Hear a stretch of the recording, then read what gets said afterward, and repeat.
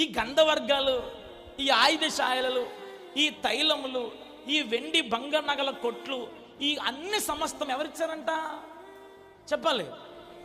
ఇక్కడ ఏముంది? అతి విస్తారమైన కలిమి ఎవరిచ్చాడు? దేవుడిచ్చాడు. ఏనండి, దేవుడు ఇచ్చిన దాన్ని ఈ పెద్ద మనిషి ఏం చేస్తున్నాడు? తన మహిమ కోసం వాడుకుంటున్నాడు. విషయం చెప్తాను వినండి, మీకు విషయం చెప్తానండి.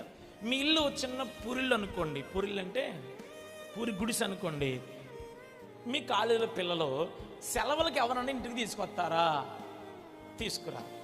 మీ ఇల్లు చిన్న పెంకుటిల్లు అనుకోండి, ఇలా వంగుని వెళ్ళాలనుకోండి, వర్షం వచ్చడానికి పెంకుడు దబేల మీద పడిపోద్ది అనుకోండి. మీ అబ్బాయిలు ఎవరన్నా ఇంటికి తీసుకొచ్చి దిస్ ఈజ్ మై హోమ్ అని హోమ్ టూర్ చేస్తారా? సెల్ఫీ దిగుతావా మీ కొంపలోని, మీ ఇంట్లోని? ఎందుకని? అంత బాగాలేదు కాబట్టి. అది మీ ఇల్లు డూప్లెక్స్ హౌస్ అనుకోండి, మీలో సూపర్ బిల్డింగ్ అనుకోండి. మీ నాన్న ఎక్కడో మొత్తం ఏ స్టార్ ఫైనాన్స్లోనో ఏ లోనవాళ్ళ బ్యాంకులో మొత్తం అప్పు చేసేసి మంచి బిల్డింగ్ కట్టాడు అనుకోండి. నువ్వేం చేస్తావు చెప్పనా? This is my bedroom, this is my hall అని ఏం చేస్తావు? ఫేస్బుక్ నుండి ఈ ఫోటోలో పెడతావు. ఇంతకీ నువ్వు వాస్తవానికి అక్కడ నువ్వు చేయాల్సింది ఏంటో చెప్పనా? ఆ ఇల్లు కట్టింది ఎవరు? ఆ ఇల్లు కట్టింది ఎవరు? దేవుడు కదా. వాస్తవాన్ని నువ్వు చేయాల్సిన పనిని చెప్పనా? కట్టిన దేవుణ్ణి మహిమపరుస్తూ ఆ గృహము దేవుని మహిమ కొరకు వాడాలి. ఇలాంటి సేవకులు ఎక్కడెక్కడి నుంచో వచ్చి పరిచయం చేసినప్పుడు, అయ్యగారు దేవుడు మనకు మంచి ఇల్లు ఇచ్చాడు, అయ్యగారు మీరు ఇక్కడ ఉండండి అన్నందుకు ఉపయోగపడాలి. కానీ ఇక్కడ ఇసుక ఇల్లు ఏమని చెప్పనా? ఆయన కోసం ఉపయోగపడుతుంది కానీ దేవుని మహిమ కోసం వాడతలేదు.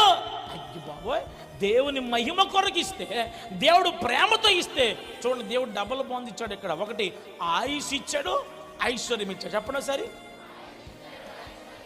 అన్నీ ఇచ్చిన ఇది ఎవరి కోసం వాడాలైనా? దేవుని కోసం వాడాలి. ఏమండి, మీరు చూడాల్సింది నా ప్రార్థన గది ఇదిగోండి. చూడాల్సింది మా దేశంలో యెరూషలేము అనే మందిరం ఉందండి. అక్కడ మా గురుగారు ఒకప్పుడు 100,000 బలు అర్పించడండి.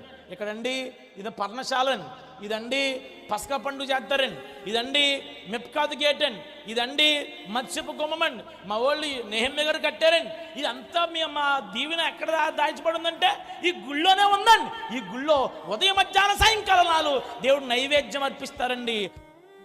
క్రమం చొప్పున 8 షిఫ్ట్లు పని చేస్తాయండి మా ఇంట్లో, మా ఊర్లో, మా చర్చిలో అని చెప్పకుండా అయ్యగారు ఏం చేస్తున్నాడు? ఈయన ఎలా ఆపరేట్ చేస్తాడో, ఎలా ముందుకెళ్తారో దీన్ని చూపిస్తున్నాడు.